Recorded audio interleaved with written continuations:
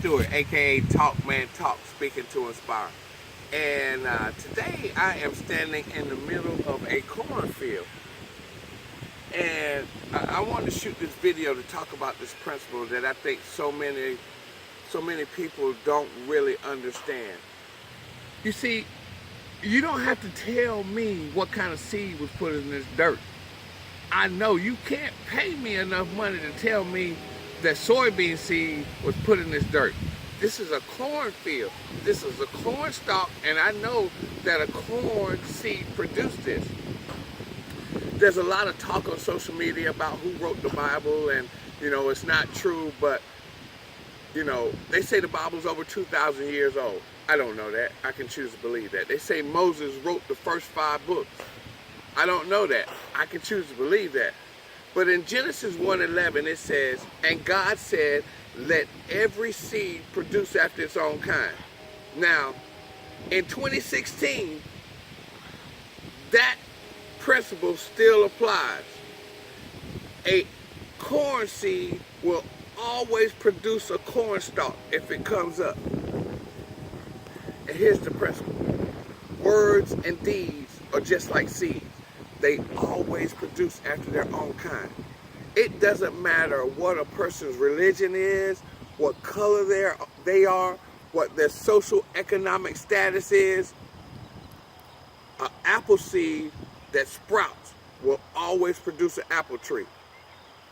And see, when we really gain an understanding of how we operate, what our makeup is, I am a spirit.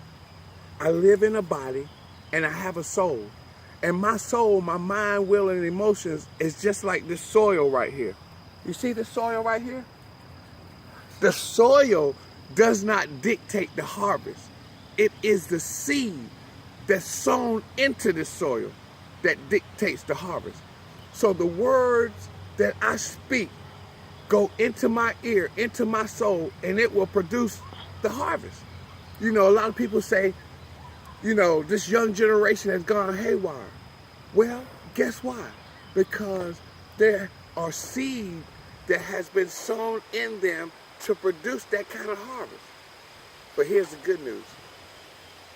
We can change it. All we have to do is to begin to sow a different kind of seed, and we'll get a different kind of harvest. When we sow love and encouragement and togetherness, that's the harvest we'll start seeing.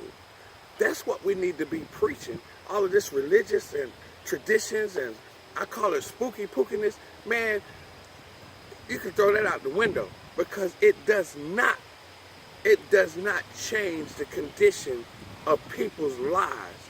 What we need to do is teach the principles that are listed in the Bible, or stated or written in the Bible. That's what's going to produce the change in people's lives. Not the buildings, not how much tithes a person pays or how often they go to church. It's the principles. We just lost Ali. And one of the most powerful principles that Ali implemented is faith comes by hearing. He always said, anytime he was in front of a camera, and I'm sure he did it, when he was in the gym, I am the greatest. So he spoke words, seed, out of his mouth that went in his ear, and it produced a harvest that he became the greatest. That's the kind of stuff we have to preach. I don't care. It doesn't matter to me who wrote it. It doesn't matter to me when it was written.